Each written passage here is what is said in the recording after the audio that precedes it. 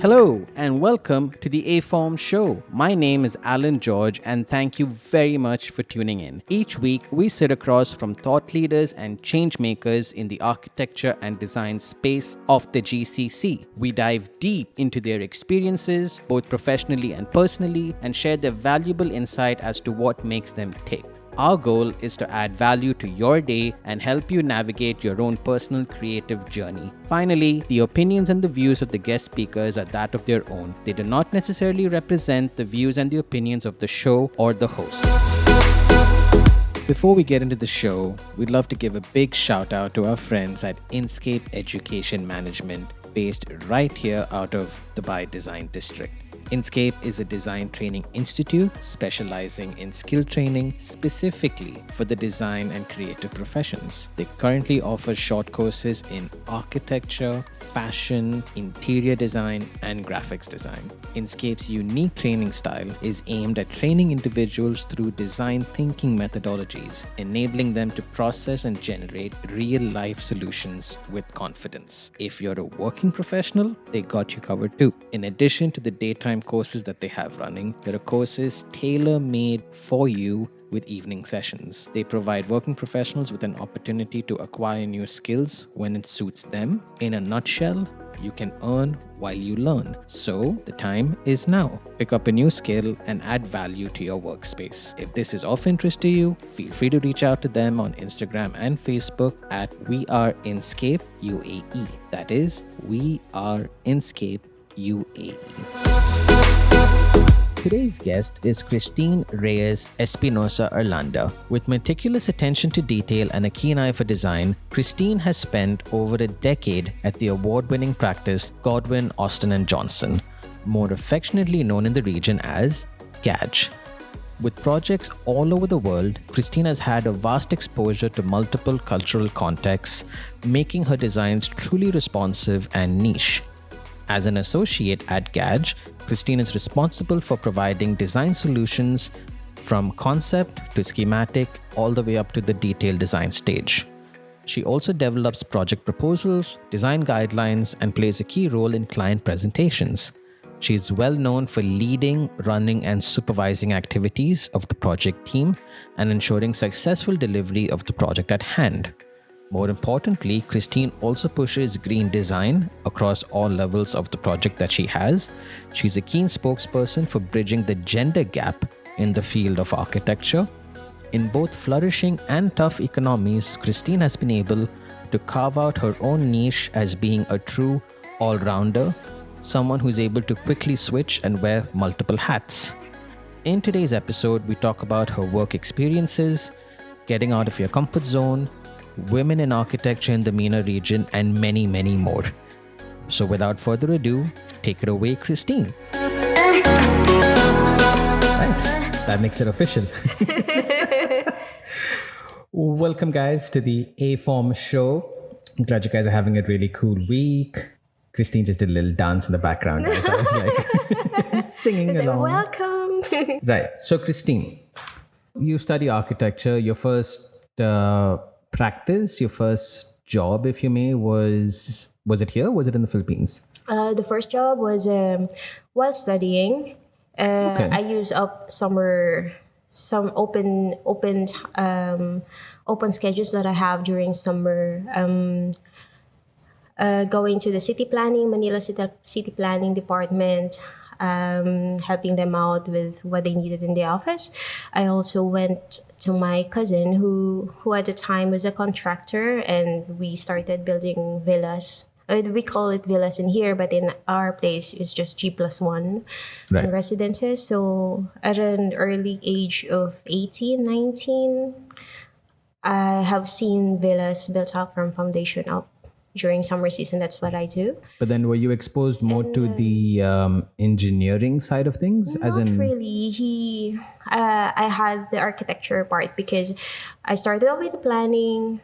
We do the scale model. My cousin will present it to the client, and I go to site. the projects that are on site, looking after the contractor at the time.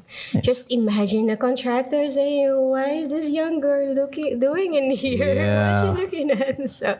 So it's just me being curious about stuff and asking a lot of questions to the contractor. Good thing that it's not really uncommon for women to be in the construction site in the Philippines. True. So and my cousin has given me a good background that she's a student and she wants to learn. So I'm not earning that much for. It's just the experience that I wanted. Yeah, I don't think the money is really important at that point. At When least you're really passionate about stuff, you don't think about that's the least of the things that you do because you're enjoying what you do. And it's no, I think just the it's summer for knowledge, me, the knowledge has a lot more value. It's than, not even part of the education yet because we had the internship at maybe the 4th or 5th year Right. in the university, so we have that. But that's actually in my 2nd year, Okay. summer break from the 1st year to 2nd. So I Right. usually do that. Okay. And plus, my cousins, they would ask me, "Oh, can you do the plans for my house? Or for can you do this and that?" So I would say yes to everything, Right. and which is good. Right. And then when I graduated, just a background studying in the Philippines. In my time, we were trained manually. Manual Right. presentation, manual drafting. I remember my professor was teaching us AutoCAD. There was 20 of us students, and he was there with one computer in front of us. Wow. He was teaching us AutoCAD.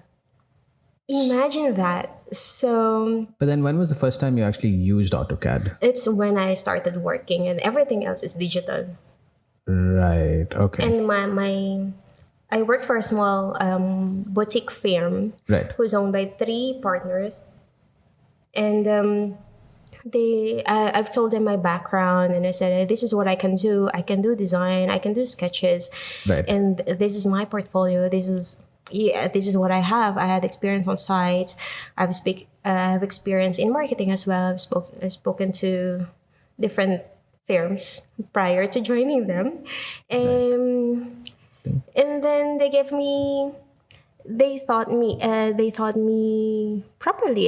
I think I could remember calling them Madam, Maestro, and Magnifico. Magnifico. Yeah, Magnifico because he's the brains. No, all of them are there. There's one brain, and the logo of the office is like a circle, and then it's divided into 3. So one of them is more into the artistic side. Right. One will speak to the client, so Right. more of the management side, and one is into the production. Right. And into the production and everything else about software and everything about producing all the drawings necessary to finish that project is with Right. Madame. And she's like the mother within the company. And Magnifico was the brains behind it, all the ideas, everything. And so it was a good training for me. Right. And it was Madame who taught me doing 3Ds in AutoCAD. So I started with that. Right. 3Ds with AutoCAD, and she would teach me renders and Photoshop and stuff like that. But oddly enough, this isn't the first time that I've actually heard of that particular kind of model. I've again my one of my directors who I was talking about earlier. He actually told me about a very similar model also, wherein especially if you're a super lean kind of startup firm, those 3 pillars are kind of the pillars which you need. But he kind of referred to them as you have the artist, Yes. who's kind of like, the dreamer and, the Yes. conceptual visualizer and stuff like that. And then you have someone who basically takes care of the business. Yeah. Not necessarily even an architect, but someone who understands the business of running a successful business. So he or she would be looking at more about, like the finances and cash flow and things like that. And if he or she is an architect, even better, but not particularly necessary. And then the 3rd pillar is someone, like you said, who's, like Madame, who's super technical. So normally these 3 kind of make sure that the project go on together. Yes. So if the artist is getting, taking a bit too much time to kind of, come up with something, then the other 2 kind of rein him or her back. And then if, say, production is taking too long, then the other two bring him or her back in. So they kind of like push and pull with each other, Yes. back and forth. But these three pillars were kind of what even he had mentioned. My thing is, as an employee of that model, right? Did you ever feel that you, at one point, if ever you open your own practice or you have your own solo project, whatever it may be, do you think that since you were exposed to all three of them, that you could yourself do all three roles?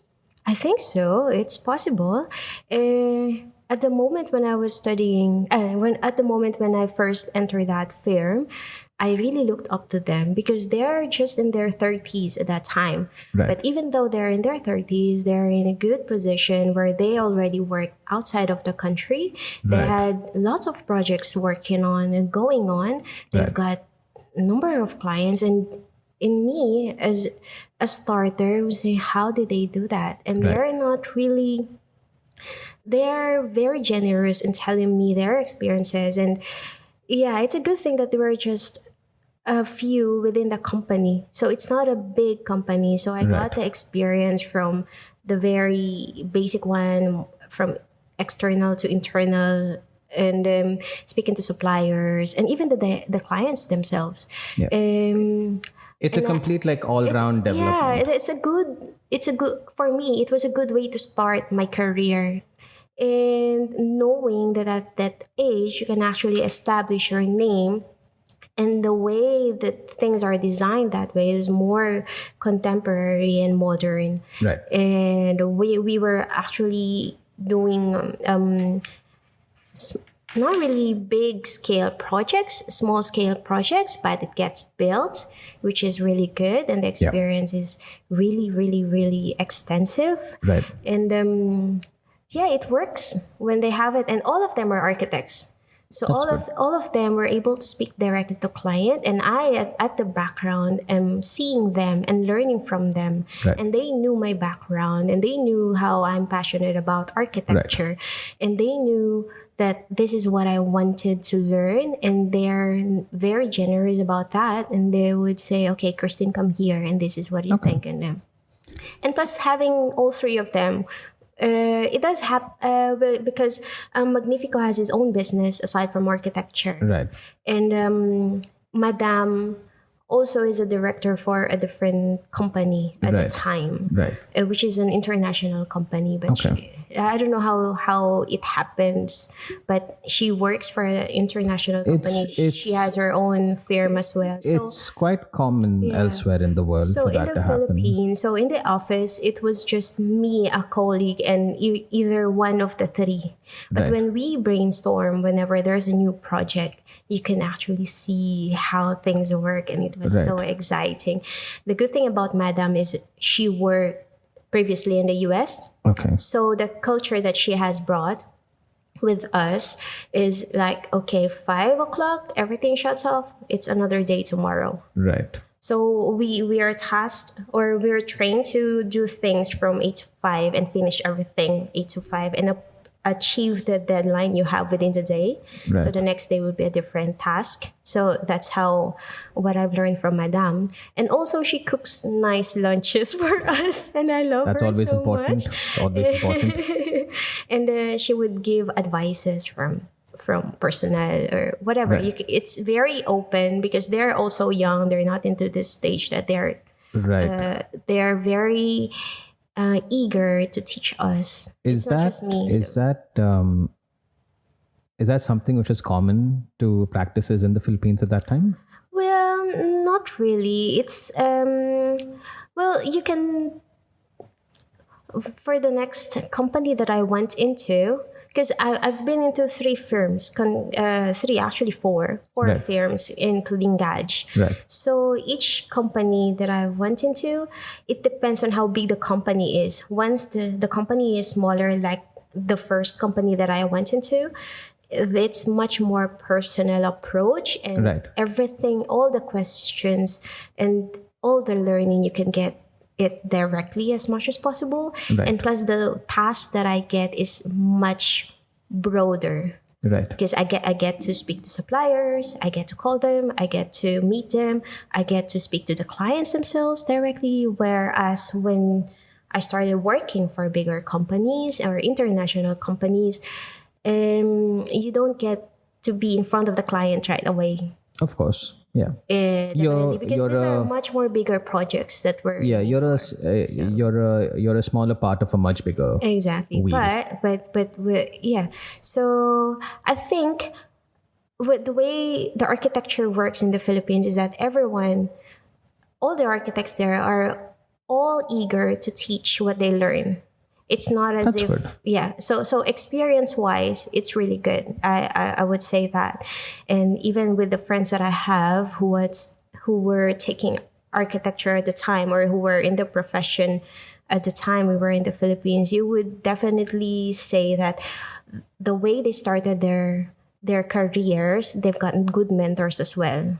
Right. So it's then you had the good mentors, and then you would have all these bullets with you to go out and explore more. Right. And I think that's what I've done going out from Philippines. After that, I shifted to an international company, and from the international company, I had exposure to projects in Singapore, projects in Hong Kong, Right. Indonesia, and also Dubai.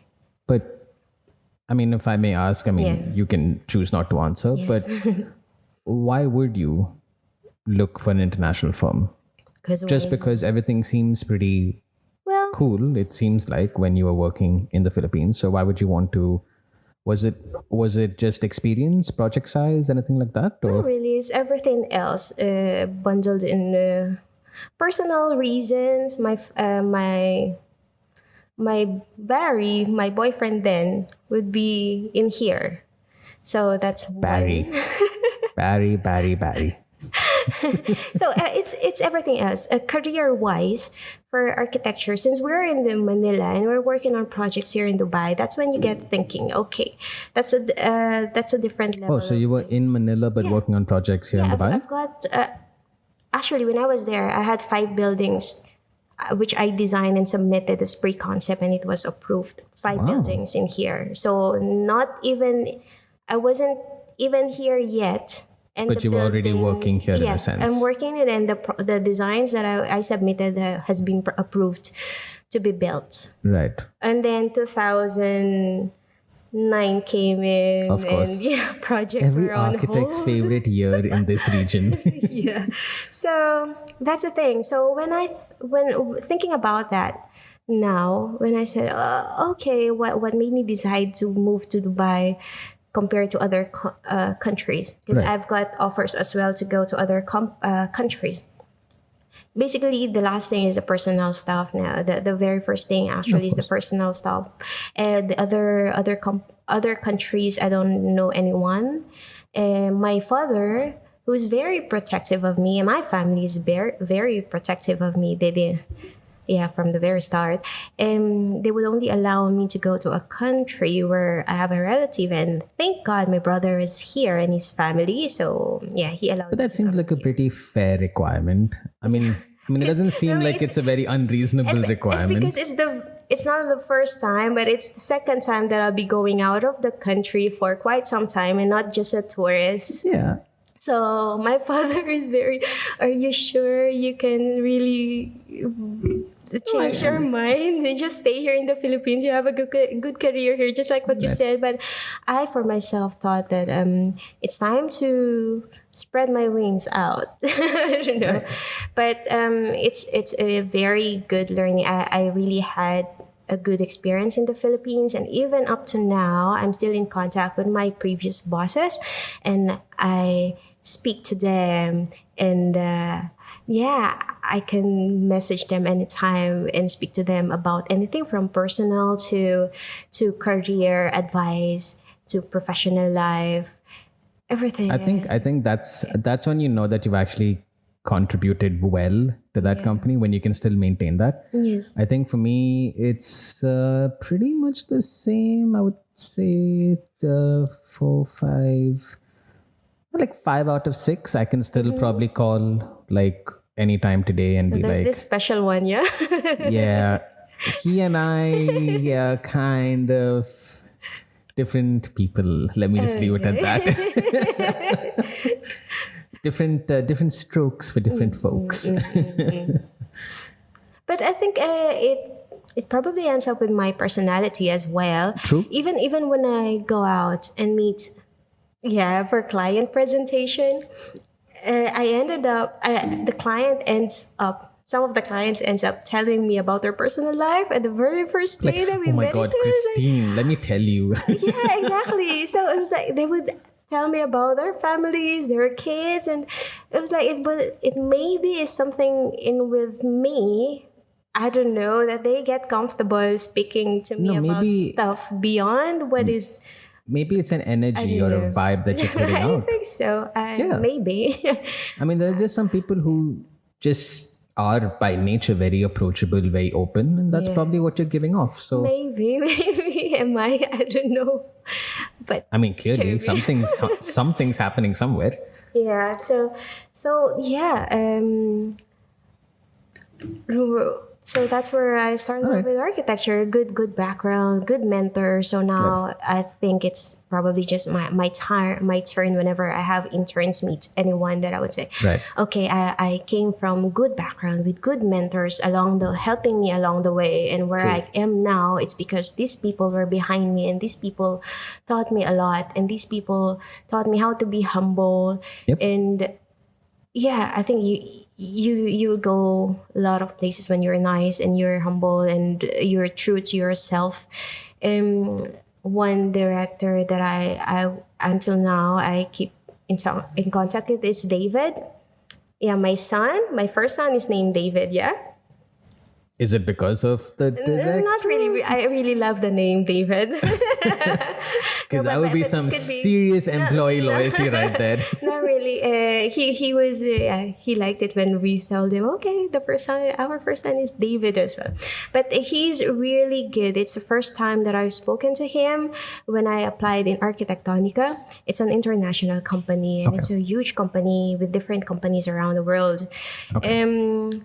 When I spoke to him and I told him, this is my background, I'm not used to working, I don't have any background about high-rise buildings, which Right. Architectonica is working on, big projects, high-rise buildings here and there, different countries. And I told him, this is my background. I have background in interior design.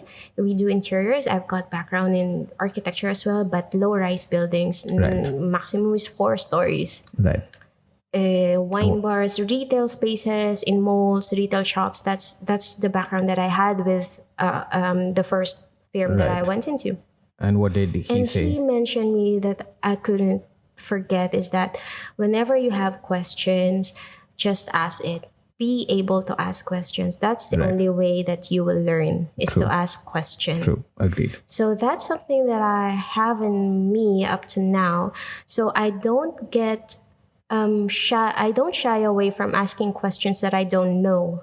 I know people would tend to not ask questions for a fear of the other person thinking that how couldn't you know this? Right. It's a fear of judgment. It's a lot of Exactly. insecurity. But for me, if I don't know a thing, I would ask it directly and why, how, and Yeah. when. So that actually helped me out, and it actually made me into a more approachable person when I ask something else. And I'm definitely someone who would say, this is something that's new to me, so please enlighten me. So It's actually quite I'm strange. true to myself that I don't know a lot of stuff. Even though I'm in here, Right. that doesn't mean that I know everything. It's actually quite strange the minute you kind of admit to someone that you Yeah. don't know about Not everybody what they're admits. talking about. Yeah. The other person, oddly enough, feels very comfortable to tell you a lot more, right? Because everyone, I think everyone that I meet, each and every person would have something to teach or Of to course. share to anyone. So when you act like you know something, which eventually you don't know, it will actually go out and people will actually know it. Right. So instead of just acting, why not say the truth? It's Exactly. just like what David said. It's the only way that you can learn fast and properly. It's just ask. True. It's one thing now. a lot of questions from my kids. Not kids, kid. The first one, David, my son, is asking me all the questions every day, and he wouldn't stop asking me until he gets the answer that he wants Right. to listen, and answer that he can actually apply to himself. It's the same thing when I was studying, or it's the same thing when I was entering architecture into the professional world. I had Right. to ask a lot of questions. Before, I was so afraid of asking questions because they would think, oh, why? Right. But now when you remove all those I think questions in it's. yourself, just I ask. think it's not just that. I think there's maybe a clarification that people need to have. It's about asking questions for sure, but then it's also about showing people that you're actually listening. Interested, yeah. And You you're know, also 'cause there's- curious about. Because, I mean, you could have a lot of people who ask a lot of questions, but if it's the same question again and again, that is where it's probably I get annoying. what you mean. And if you're asking it again and again, it probably means that you didn't get it the first time. So that is probably where it would be maybe not Maybe very intelligent questions or something like that. Yeah, like But of course, something- definitely something that you would ask a question to know about stuff. But yeah, I agree with you. Asking question over and over is really annoying. Yeah. It's not what kids do actually. Yep. When they learn something new, they would ask you a different question. Yeah. And you will be stunned. And that's where I came from. I think it's not asking to annoy person. Right. It's asking because I wanted to learn. It's asking because I was curious about Right. stuff. It's asking because I really don't know anything about it. And right then, when I get an answer, I wouldn't really believe that. I would Yeah. do my own research Yeah. also. So it's just basically balancing both, asking questions, being honest to yourself and honest to that person that you know nothing about what they're talking about, and then it's up to me and I have to do my own research as well to feed my mind, and so that's like an ending learning procedure. So This actually reminds me of a small little story, which a cousin of mine asked me, or not a cousin, he's a nephew of mine. And, he knows that I'm an architect Yeah. and, I design buildings and whatnot. So I think he must have just come out of like an English class or something, and he was like learning grammar and stuff, right? So he comes to me and he's like, Uncle Alan, I have a question for you. I said, okay, cool. What's up, little man? He's like, so you build buildings, correct? I'm like, yeah, sure, I do. And he's like, why is it still called a building once it is built? oh, that's a good one. And what did you say? I'm like, what do you mean? He's like, well, once the building is finished, it should be called a built. Not a building. A building means it's, in progress. In progress, yeah. And I'm like, okay, I'm going to get back to you. Like, See, they asked. and he must have been like, not a kid. He must have been like 8, 9 or whatever. But I was just like stumped. I'm like, I've used that word like That's 1,000 true. times. That's true. And I've never even thought about what it actually means, right? See? Like, why? Yeah, why is it not called a built at the end of it, right? Exactly. So I was And like, why? What did I have you no came up idea. with? Sorry, you just left him hanging in there. And let him I have no idea. I caught a flight out the next day and I'm like, I'll see you soon. But I have that's a no good idea. one. But it's still like, listeners, if you guys have any thoughts about why it's called a Just building, let us know. let us know, because Isn't it just because Webster said that it is a building, or I don't know. it's a just, built? It's just one of those things I've just never questioned. But yeah. Anyway, so That's a good let's. thing about kids. They question everything, and yeah. So sometimes you end up with no answer at all, just like what you've done. But at the back of it, you would say, "Oh, that's genius! How couldn't I thought of that?" Right. So even up to now, we still end up with those stuff, and so it's like a continuous learning. True. And now I have to research why we keep on calling it building when it's not in progress anymore. It's already built. True. So, next question that I have on the agenda Yeah. is you moved from the Philippines to Dubai. Yes. Tell me how Gaj worked into your life, or rather, how did that entire scenario come into play? Okay. I went into Dubai and I was hired from the Philippines by a different company. Right. So I was there for a month and a half, but it didn't quite work well because I was in the transition of the very first time that I'm out of my comfort zone, like my family, because I've been living with my family, and it's a typical thing in the Philippines, even when you're a professional. And knowing me, my parents are very protective of me, especially my father and my family. Right. So it was so difficult. When I went here, my boyfriend then, Barry, now my husband, yay, Congratulations. yay. It's like I'm so happy. He's my husband.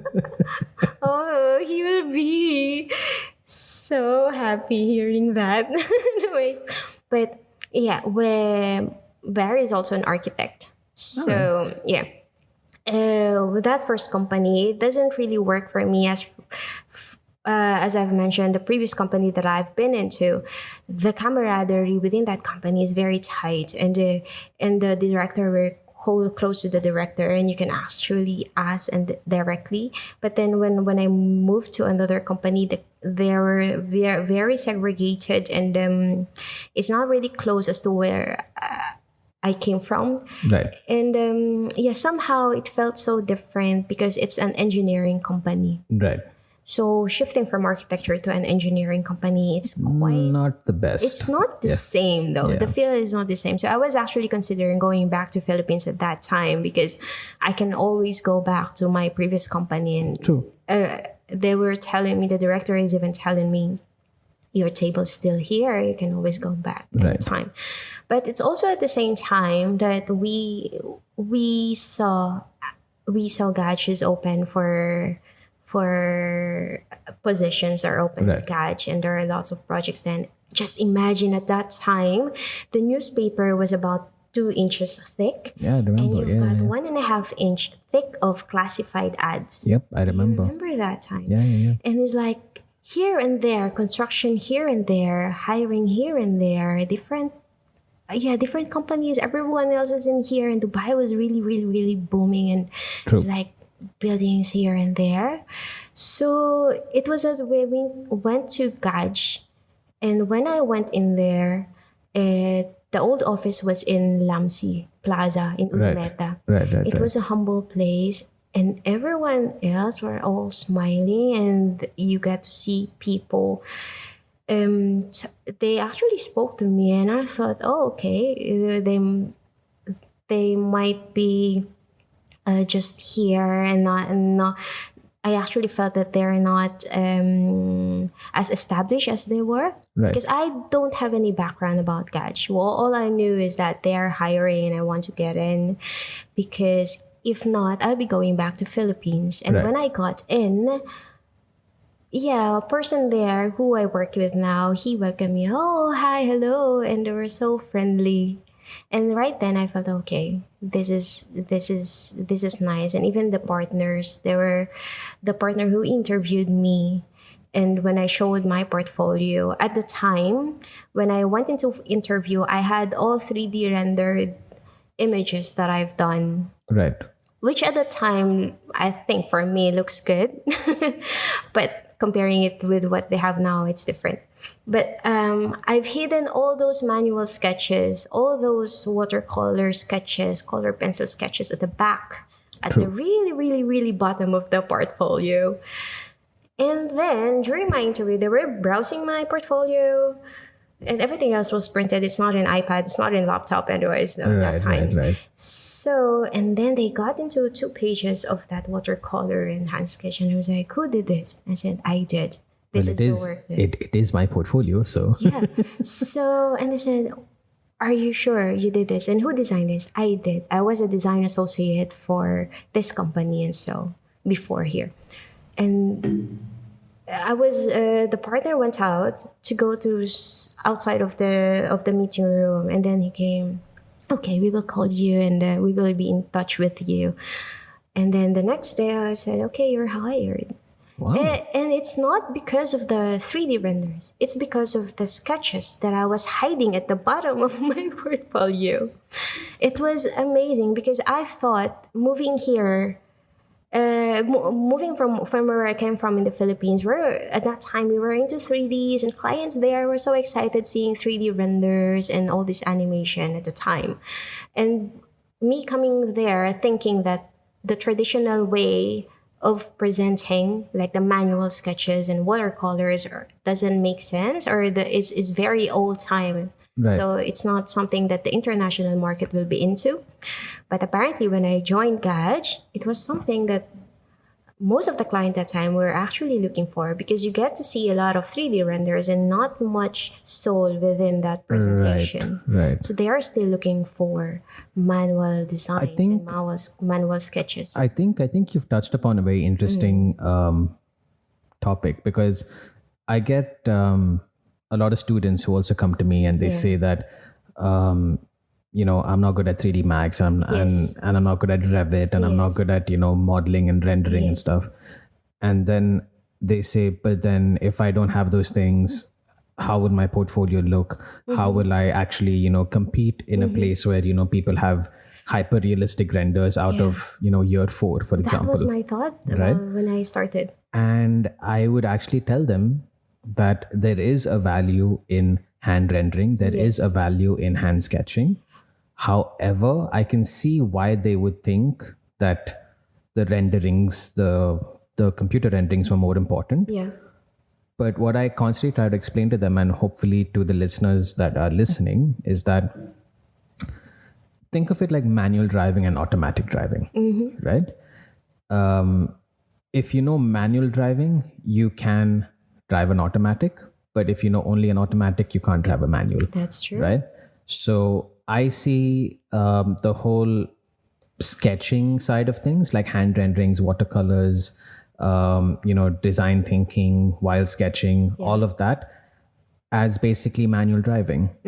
And that if you know that, it's easier for you to know that the automatic one. And then from that as a base going to 3D rendering. Learn the basic. It's a good thing that my training from the university, just like what I said earlier, was like we started off in manual presentation. Then I just learned the digital side when I was working professionally. Right. So I'm in between, because after the batches after me, I think that they're more into digital as compared to the manual, but it's still there. Right. But the thing is, when I speak to different, for example, nowadays, I speak to company owners and even the directors, they would really appreciate what they had before, and to get to see how an architect thinks. Right. So that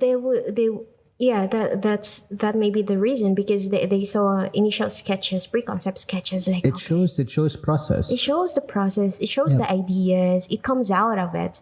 But once you have all this 3D renders, which is really, really nice as well, but you don't get to see a touch of personality or a touch of the thinking because that's a pre-concept thing. Right. I think that's what got me with Gaj. Those sketches that I have, those few sketches, right, which is really, really good. And nowadays, when I have interns speaking up to me, I would say, "Oh, I just like what you said. They only knew this and that, but." When I ask them, do you know how to sketch? Because what happens, the way we are trained in the Philippines, is what happens when you're sitting in front of the client and you don't have any laptops with you, any technologies with you. And coming from a university where I came from, it's not just like what I said. There's just one computer for 20 students with AutoCAD.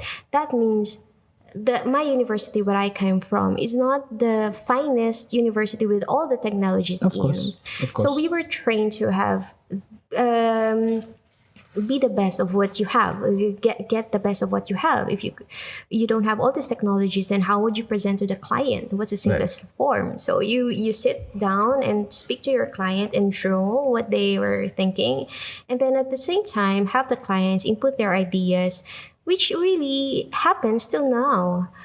It does, but now it's different now, which is, I think the emergence of technologies now is also good at this, at the part where everything else is built, and then you get the client to go to VR, walk them through the building. Yeah. So it's the same thing when you had the sketches back then. Right. When you're walking the clients through. No, I mean, I hope that I don't come off as it may be that I'm coming off as one of those like super old veteran guys who are like, no, technology is bad and this and no, by all means. I mean, just to give you like perspective, I have never learned AutoCAD ever in my life. Yeah. I have directly from day one always learned BIM. Like that's how forward, at least I would like to think I am. So I by no means am hating on, 3D renderers and, VR and animation. Yes. By all means, it's good. But what the only point I'm trying to put forward is that they need to be seen as tools which can basically polish or refine a good idea. Yes. But they cannot give you the good idea. And to get the good idea, you still have to go through the process, which I requires appreciate that. which requires sketching and thinking and changing your mind, which is also very normal. Like I keep telling students, I'm like, it's fine to change your mind. It's okay. It's you not don't yet built. it's not yet built, and you're designers. You can choose to change your mind and do something better. I mean, as long as you're within obviously your time frame and whatnot, you can. And that's the whole point of sketching, that you don't need another like 3 days to re-render something, because you can just sketch it up in like 10 minutes and you're done. And that's what it is. You need to see these tools as just the final touch to kind of take your design to a more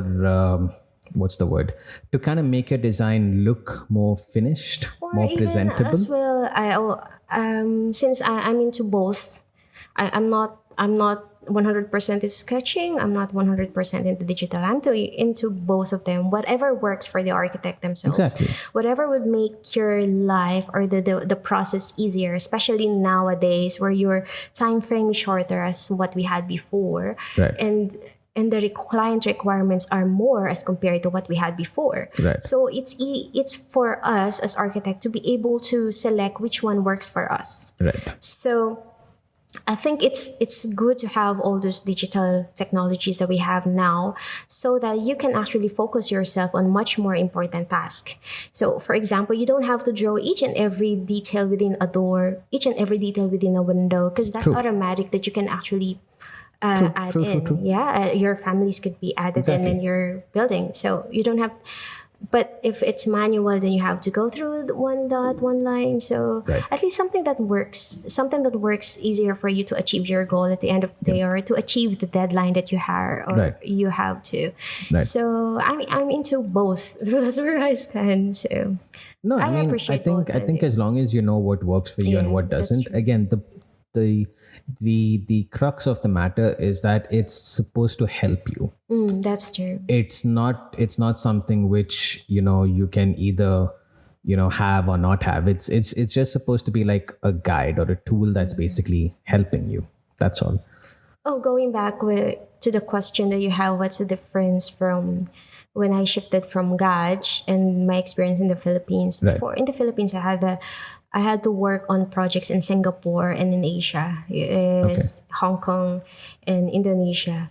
And one thing that I've noticed as well, in there, every millimeter matters, especially in Singapore. True. We get this small bathroom. You could have 2x3. Right. And that's the bathroom, or even 3x3, that's the bedroom. Right. It's acceptable in there because each millimeter It's super important. Yeah. But when I went here and worked on projects in here, Oh my, oh my. One living room is like the full bed, the full one bedroom hall in Singapore. You know that?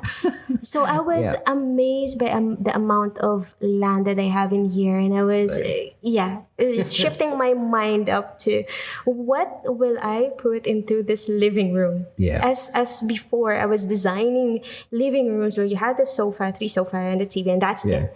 But now you can have a lounge within, you have a matchless within, you had a formal living room, you Yeah. had that's a different scenario which I couldn't find anywhere else where that's one thing, that's the difference that I could see. It's this amount of space that I have in here and the amount of luxury that I have and all those tiny details that you get to see in here. That's where you appreciate Middle East, I guess. Even It's a different scene for sure. Yeah. For sure. I mean, it gets a lot of rap, of course, rightly so. But it is definitely a different scene. And I know this because for a while I had done a few projects outside as well. And yes, similar things wherein, except I was the other end. I came from designing here to designing for there. Yeah. And there are people I had this one client who came and literally said, something very similar. Like, do you realize that your living room is like, the size of my like 2-bedroom or something That's like true. that? So And I that was like, something shocking but for me. that's kind of what you want, no? And he was like, no. No, yeah. That's one of the huge thing that I can compare design wise and the Yeah. property wise. Yep. For other countries in Asia, the space is much valuable and True. much scarce as compared to what we have in here. We can allot 50 square meters for just landscaping or water feature Right. even so. Right. And even if you go in the malls in here, the restrooms in here compared to anywhere else around the world, it's much Right. more extravagant. So whenever I have friends who are tourists here, Right. they would end up taking photos of themselves inside The washrooms? the washrooms in here because they said this is the most elegant washroom that they've been into. So that's minor stuff that you actually, for us living in here, that you actually think that it's a normal thing. Right. But when you go out and say, okay, that's not. But give me your opinion about something, because I just thought of this right now. Yeah. Since you've done projects on both ends, Yes. right? Do you think planning in a place like Singapore, for example, do you think that since you've worked there, Yes. that you become a much more efficient space planner? Or do you think it's more challenging to be in a setting here wherein everything is so larger than life? Well, we always have to be efficient in each and every space that we Right. design into because we're restricted with the required GFA and everything boils down to the cost per square meters. Right. So everything else has to have its own purpose. It's not as if you're in here, even though you have this land spaces, you are still not going to design huge amount of unrealistic spaces. Yeah, everything else is under the GFA requirements as per the client brief. True, So we true. work on the client brief. In the Singapore, they have smaller brief and everything else is also regulated and they have requirements as to what is GFA. So you have to work on the client brief though. Right. So I think regardless of it's a big or small, as long as you're within that client brief, You're so it's not that's their basic. Okay. So the basic in the Singapore is this space, and the Right. basic in here because they're much used to this kind. It's Right. the same thing. Only, for example, my peso in the Philippines, 1 peso could buy one bottled water, and one dirham here could buy one bottled water. But in reality, the cost is 10 very times different. bigger. Exactly. So it's the same thing with Right. space requirement. Although in Singapore, what I've learned is the terraces, they count them as GFA. If it's like a 45 degrees from the eaves, you have to count that. So that's part of the GFA. So that's, 45 degrees from the for example, eaves. you have the awning and then you project 45 degrees from there. And then whatever touches that on the floor, that's actually part of GFA. Oh, And they okay. have, the thing about just in Singapore is that I have to study their building laws, that they have all these inside each and every apartment, they have this room within like a bomb shelter type with the thick walls what you have in the lifts. Right. So And they have and every house has to have this? Yeah, every new apartments in there. Oh. So And what's it for? Is it for like an earthquake thing, or is it? probably the regulations are very much thought of. So it's very specific actually. So you have, by designing the buildings in there, you get to see how each apartment is very efficient in terms of the areas and even the spaces within. So what's that? Okay, and then that's what were some of the experience. And also in Singapore, they've got places where, though they have high rises, there are some places there that your building couldn't face or have any view of those particular buildings. Example, government buildings, public buildings, you won't have that. So you have to at least input that in your design. For example, the window should be tilting 90 degrees, 60 degrees, 45 degrees, so as the view won't face that buildings. So they have those regulations, and which is kind of nice. I mean, it's a very practical way to look at things, right? So, so it's not as if you are in a high rise and you got all this nice view. You would have nice view as well, but it's just limited. They restrict it, which is good. And I've learned when the building that I designed, that I was part into that building design. When it was built, there was I'm not sure if it's true though, but when they were building it, there were a man behind that person in the construction having a gun, because you're not allowed to have a look at that particular building, government building. Wow. So that's how strict they are with the public buildings as well. Right. I think in here you can look at them, but you're not supposed to take videos. Yeah. So. Yeah, there's normally some parts in here.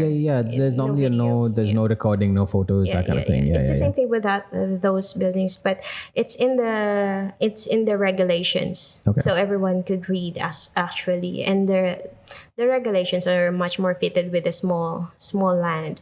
In here, the regulations is a bit more relaxed in terms of the areas. In there, it's really specific as to, sometimes that we have different clients. For example, GFAs, BUAs.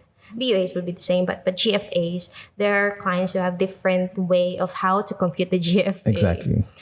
There are those who wanted to compute the areas in between the walls, or inside of the wall, like the carpet area. So it depends.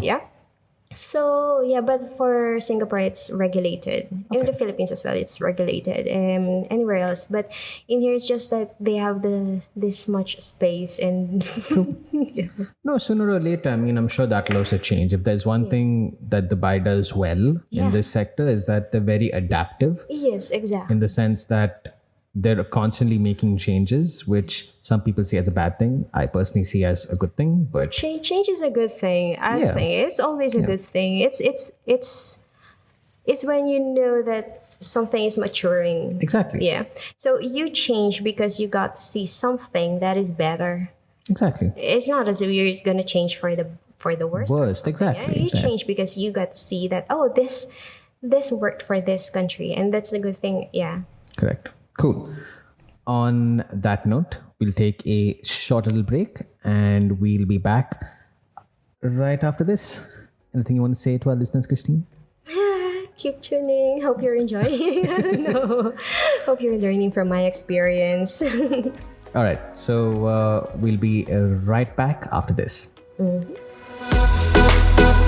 Thank you guys for listening to this episode thus far. It makes us really, really proud that we can add value to your commute, your drive, your workout, your design time, whatever it is that you may be doing, and keep you inspired. Our inspiration and passion is fueled by the amazing team over at the Orange Design Group. The Orange Design Group, or ODG as they're affectionately known, is an award-winning boutique design firm specializing in bespoke, client-centric design solutions. They're based right here out of Dubai. What's cool with them is that under their umbrella, they offer an integrated design concept with architectural, specialist lighting, and home automation services. Their designs are super clean, as in super, super clean. They have a keen eye for detail, and their work has gone on to be featured in various media outlets, both locally and internationally. Their work has won multiple awards across various fields. Currently, they're working on delivering niche, residential, and cultural projects across the GCC. Their work is truly, truly, truly inspiring for any designer. You guys should definitely check them out. They're on LinkedIn and Instagram. The handles are at Orange Design Group. That is at Orange Design Group.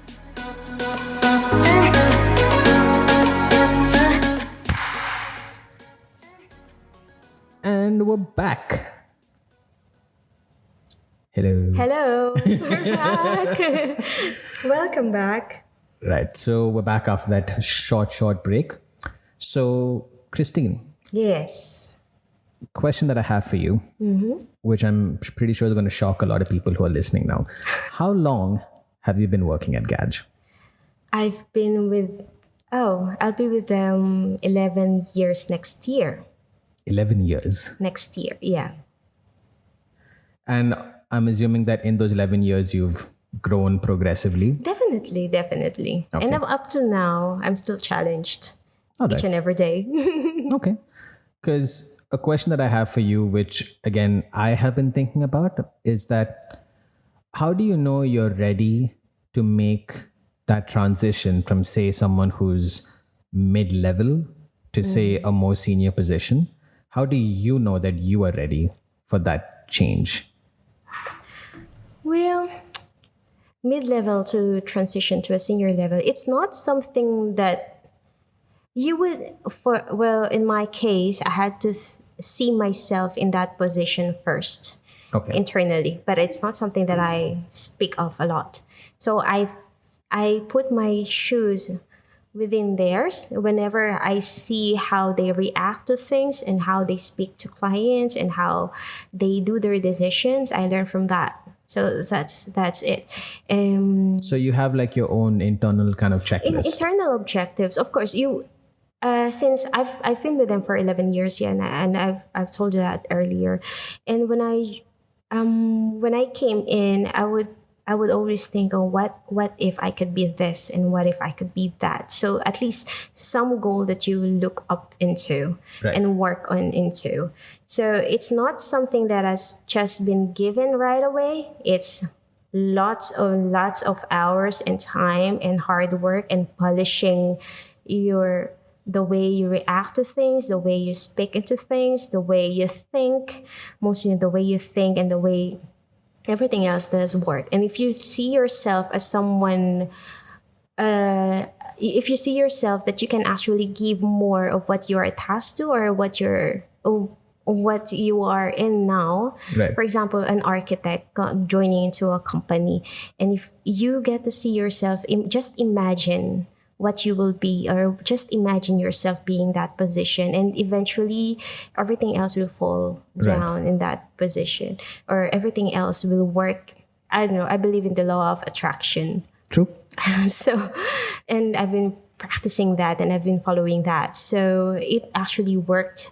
But also it came after the seniority, the promotion, and everything else came after hard works and dedication, and everybody would see that. Because when you look at yourself that you're actually more than what you are now, then Right. everything else will follow, and it will show on how passionate you are with your work, with your colleagues, and how you see yourself and how others will see you. Right. That's it. You spoke a bit earlier about setting goals for yourself and achieving them and so on. So do you currently have, maybe in the next 5 years or 10 years or whatever it may be, do you have a certain peak or a certain kind of pinnacle or a certain kind of the topmost thing that you want to achieve, architecturally speaking, in the next, say, 5 years, 10 years, whatever it may be? Architecturally speaking, peak. I would often, when I traveled way back, I think 1995, I traveled to Europe to see Italy and Germany. I saw how their cathedrals were done. And when Okay. I went to Italy, all their cathedrals, and Basilica de San Marco. When I went there, I was like, oh my God. And it took how many years to build?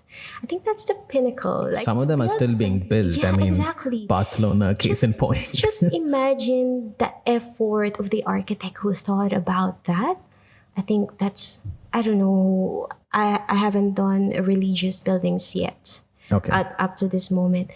And just to think about all those details, tiny details, it's a different scenario of architects before, where they were before us, to what architects are now. Right. And It's a different era. It's a different way it's a of different thinking. era. Architects are regarded before. I think they would think about, and they manually draw things and they go into small details. No, they were known as I think, if I'm not mistaken, the actual translation is master builder, Yeah. or something to that Yes, sense. master builder. Yeah. But now it's a different thing. The client, it's a different scenario, different era. But the way architects were regarded before is also far from where we are now. It's True. much more commercial now, and it's much more that we are restricted with a lot of stuff. The creativity comes in, but eventually it goes down to the client budget. True. In reality, True, so we true, have true. all those memes with before and after. So I think to be able to build something that would last my lifetime, Most of your buildings would, I would imagine. yeah, definitely. But imagine 300 years. I think you're talking legacy, something which creates a legacy. Something like, yeah, a legacy. Like what? Yeah, the sad thing is, when a building is built, it's not called after the architect's name or the person who thought of that building, or if Right. that building is appreciated by people, or the Right. building actually affected the people within there. Right. And you won't really think about the architect. I was like, This is actually something which I struggle with over here, because this is quite, again, common practice outside of the region, wherein the actual architect, even though that architect might be part of a design firm or whatever, it's the architect that people recognize, not the firm. But here, for example, a lot of architects can't really take any credit per se for the building, because obviously it's a team effort. Yes. Number one, and number two is that they still work under the umbrella of the firm that they're in. So it's the firm that basically has the building, not really so it's them. a different thing when you had all these Yeah. basilicas, when you will learn this is designed by this architect. Yeah. Exactly. So it was Right. different era before. So I think that they had the Pinnacle, and that's something that's lost, I think, now, because you cannot just name a building. Except for Zaha, you would say, oh, that's a Zaha building. Right. Because It's a lot more rare now than yes, it was it's a lot more back rare. then. Yeah. So, but maybe that's a pinnacle. But for my lifetime, I would say my pinnacle for now is to be able to inspire and to be able to share the knowledge that I have, and the experience that I gained.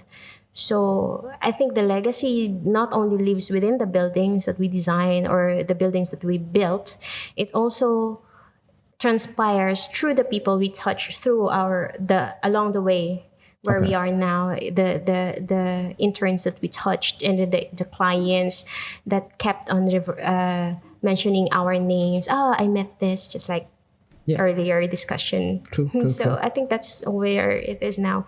I probably wanted to have as well a book of my travels and a book of what I've learned coming from a humble beginning in Manila, where I came from. From the place my place that I came from is filled with shanties and squatters area, and now I'm here in Dubai, experiencing all these experiences and all these wonderful areas and tourist spots. So yeah. All right. That's quite inspirational to put out a book. I think I might do one too. Why not? Yeah, you can. Everyone is. It's just like I said earlier. Each and every one of us have something to share with. True. And it's something that we shouldn't be hiding. It's something. It's the time of the year. It's the time or the era where the younger ones are actually looking up at us and actually are questioning everything and actually are very open-minded about each and every idea that we can get into.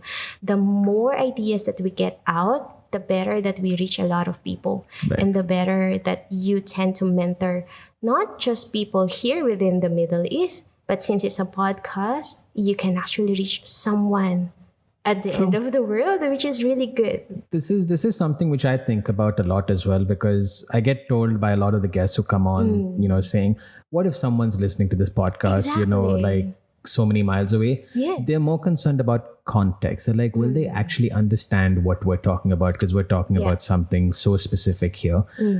To which I don't really know what the answer is, but I think that a lot of this would be universal. I think there's a lot of architects all over the world who... And they have different experiences, and where they are coming from probably is different from where we are, but they can actually learn from what we are offering or what we have or through our experiences.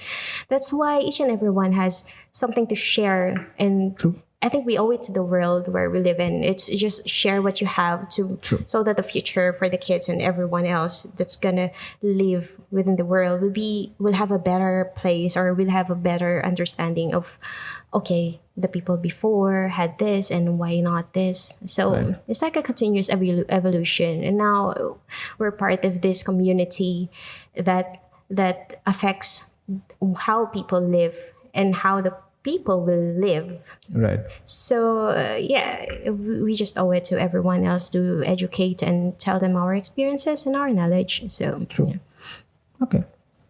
Another question that I had is, which is kind of a relatively hot topic now in this region, is the whole gender balance in our field, wherein architecture traditionally for the most part, always been a very male-dominated kind of sector. Okay. So I would like to know, since you've been obviously here in this region for so long, you've been pretty much with GAJ for quite a long time as well. I want to know what your thoughts are on the whole equality scene, not particularly at GAJ or wherever, but as a region in general.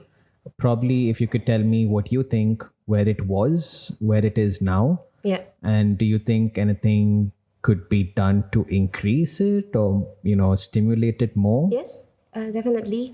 Just like what I said earlier, when I told my family that I wanted to be an architect or I want to go to architecture, they would say, no, it's a man's world. It's not for you. This is a man's world. Yeah, exactly. And knowing that my brothers, everyone else is protective of me because they have this engineering background and they thought they knew architecture by then. It's just these engineers. No, I love my brothers. They're both engineers. I love them so much. But that kind of thinking made me, I'm a stubborn person. I think all architects are. I think it's part of the job description. It's a part of the description, and that really tells me, okay, you'll be an architect, you're stubborn. I think women in construction, way in the Philippines, there's not much problem with it. Just like what I said earlier, it's very common to see women in the construction scene.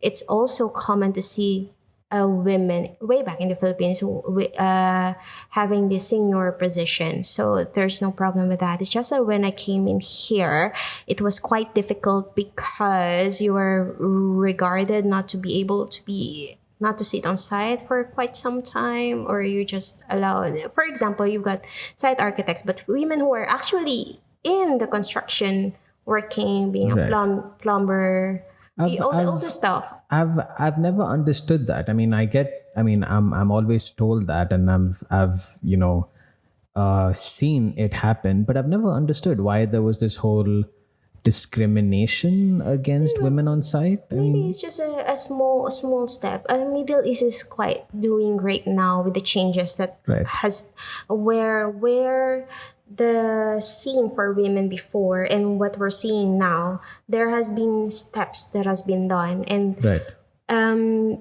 Dubai has set an example. Middle East, UAE has set an example for 2021 for gender diversity, which is really good. And there has been conferences for women lately. discussing about what women can do and what men could actually input in, or what how can men support, and how does gender, it's not just about men and women now, it's course. gender diversity, so Right. inclusion for both men and women.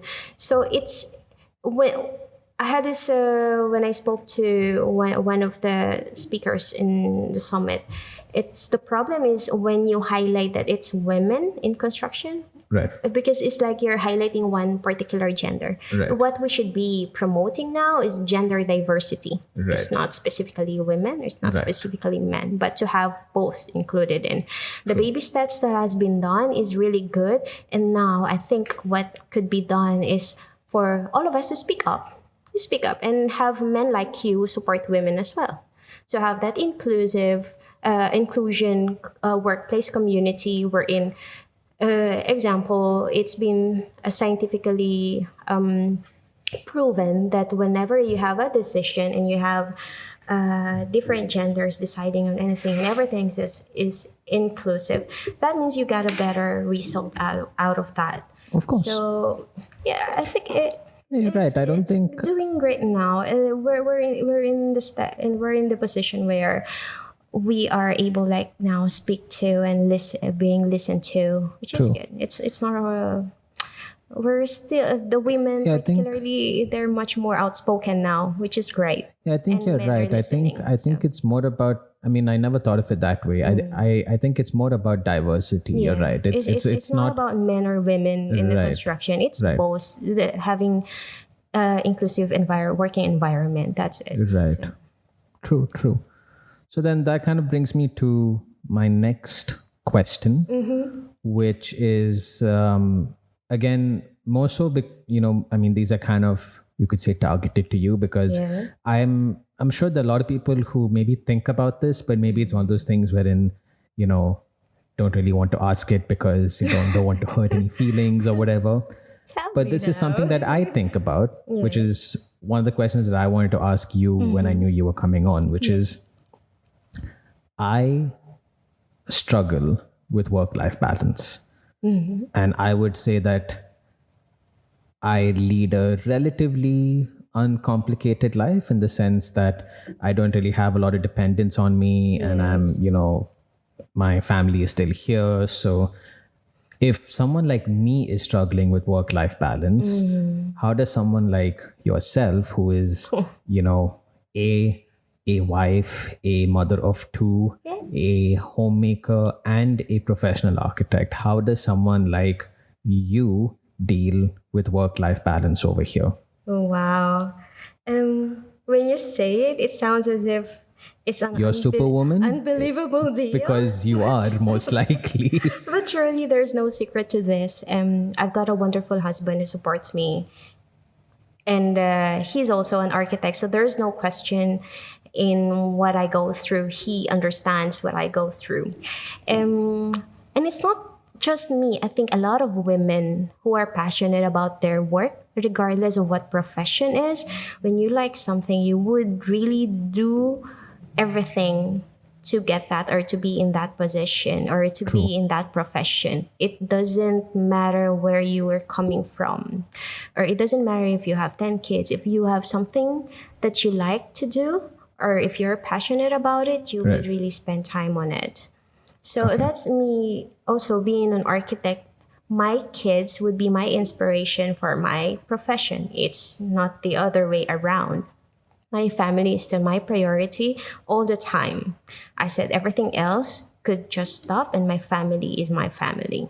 So there's no secret to that. The good thing I am with Gaj, and they respect this. And Gaj as a whole, as a firm itself, respects the family matters. And when you have emergencies, it's easy to it's just telling them, okay, I have this emergency, and everything else will be scheduled or set apart. There are people who will be there to help you out with one project or deadline. Right. It's no easy task, I know, but nothing worth living is easy, if you get what I mean. True. True. So That's quite deep, but it's true.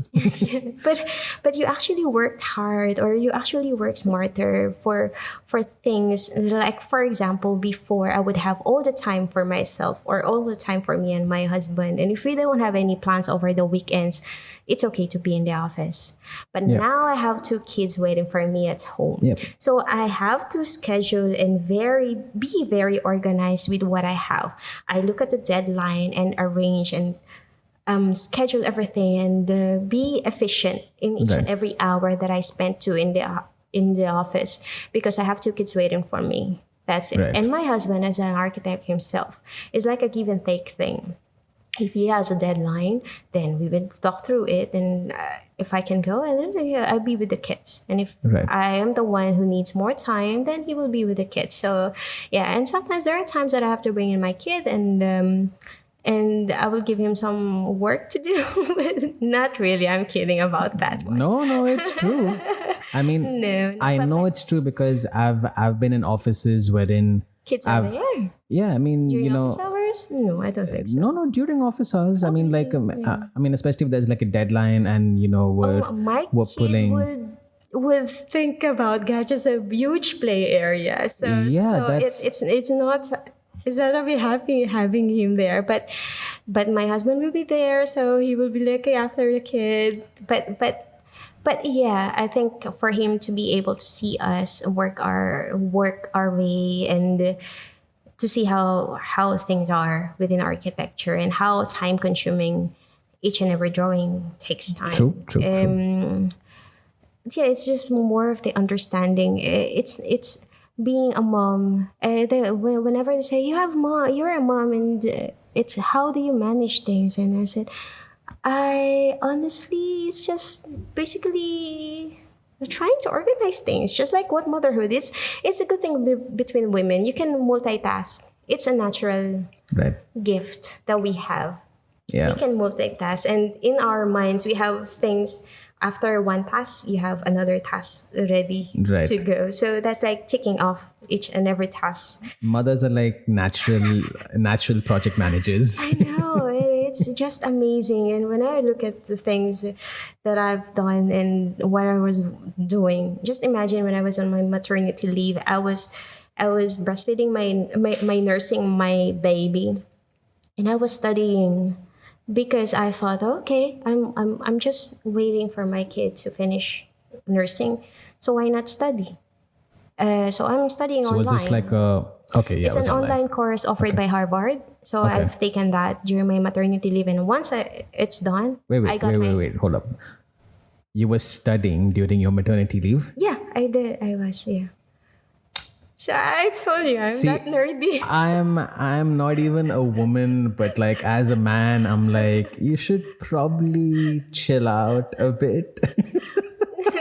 Maybe. I mean, just my opinion. I mean, I don't know. Yeah. What can I do? I couldn't speak to the baby. The baby doesn't speak at all. I need someone to speak to when everyone else is sleeping. And yeah, it was. I do the studying around 1 o'clock to 3 o'clock in the morning, because that's when the baby is awake.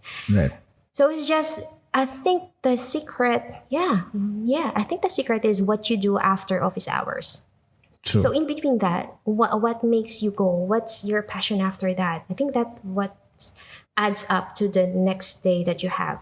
Is that Completely. if after that office hours, what do you do with that? What makes you inspired to go back for more the next day? I Right, think that's absolutely. that's the thing. When I had that maternity leave, I was like, okay, this is what I do. I Right. want to learn something new, and that's why I took online course. Right. And yeah, I got it, and I'm That's looking awesome. for additional ones. I enrolled into public speaking lately. But yeah, let's see.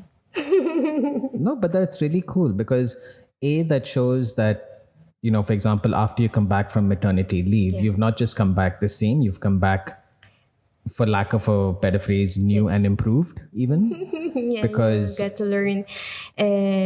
I got to interact with other students from other countries. Right. Because it's an online thing now. It's you get to interact with students coming from different different countries, somewhere out there. So which is good. But let me be devil's advocate right now, right? I mean, you say that that's how you did it.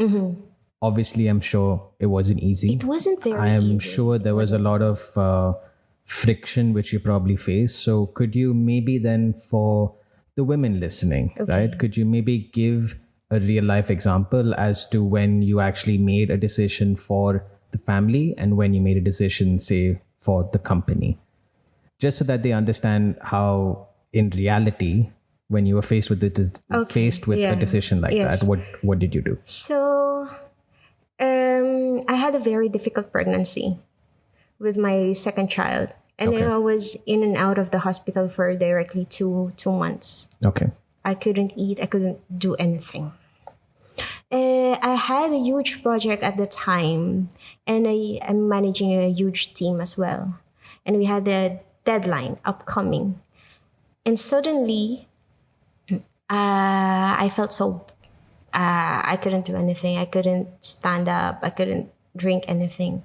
And then, but in my mind, I have to finish this because I have a deadline. But then knowing that, they would vary when it's emergency cases. Okay, stop work. You've got this. But then, before that, I don't want to leave my team behind. And I spoke to each one of them. I was the only woman on that team, and there were 8 men on that team. And I have to at different levels though and then I spoke to them, this is my situation now, and each one of them understood where I'm coming from, and each one of them supported me that I have to be I have to get well first, and I have to take care of myself first. Right. So even though I'm in the hospital, they would update me, oh, the presentation is doing well, they're calling me. So that's the work ethos that you have in the college. Is like you help one another. You don't stand there just by yourself. So that's the thing about corporate. I think corporate community. You're not there working only for yourself. Right. So you're working as a team. You're working as a team, and that's what I have back then, and even now. I have a team with me who would support me, and if I have got something that runs at the back, or if I have got something in my family or a family matters, it doesn't matter what you have in work. There are people who are going to support you. So go and have the family first. As I've said, family comes first, and I don't have to select. Okay. It's not something. There's no question with that. Family comes first, whenever, wherever. But have there been situations wherein you've had to, for example, call up Barry and be like, listen, I know we had something planned today, but I have this last minute thing that came up and I need to stay here. Please understand. Have you ever had that kind of conversation? It does happen, but usually everything else is scheduled. So we for exam recently knew when that thing happens, I would speak to the partner of the partner company. Right. Okay, listen, this is what I have now. This is the situation where, okay, what do you think? I always consult with someone more senior than you, because they would have this experience. Of course. So it's just like what I said. I always ask questions, and these are some kind of questions that if I can do this decision myself, I would consult my husband if he can do, and if he can say, or we don't come up with a decision right after, then I would consult someone who is more senior than me and listen to what their advice is. And I think that helps out. And thank God there wasn't any life-threatening happenings or any experiences that I had to choose between my family or work. Right. But if that comes, I would definitely choose my family. And I don't see Gaj, or I don't see any other companies that's gonna look at me bad for doing that. I think since now everyone else would have their own family, they would know the extent. If we do that, if I do that, they know how passionate I am with my work. They know how passionate I am with where I am now. I would give my 110%. And then if they know that I have something emergency going on, then they would really support me. So that's it.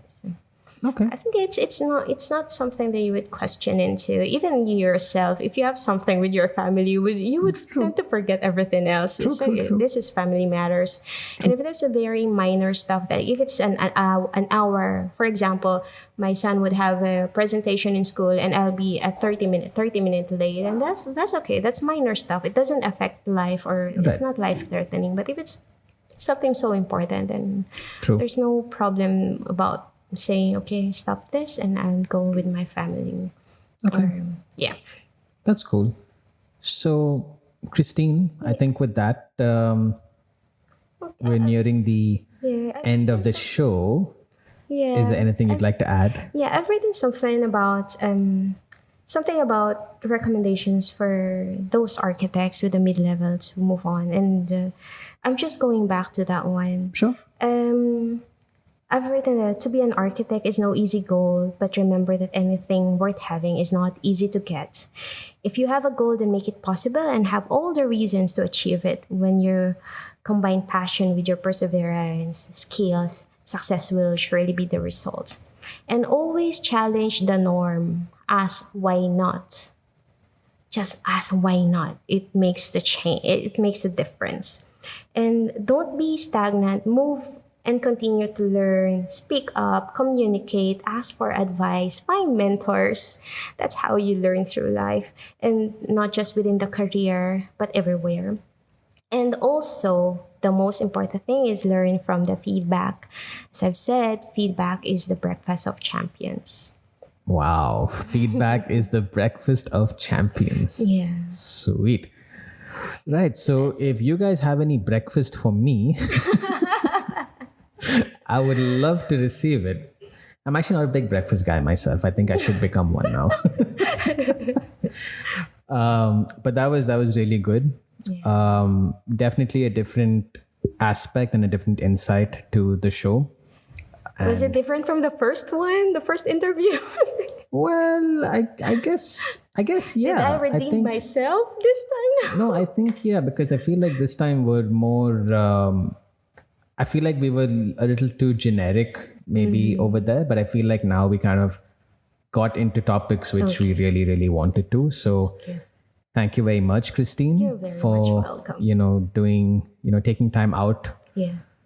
from obviously a very busy schedule, like we just discussed, but taking time out for something like this. No, my husband is there, so he's taking his time. I feel like we enjoying his should time with the kids. we should like send out a special thank you to Barry for taking care of the kids so that Christine could be here.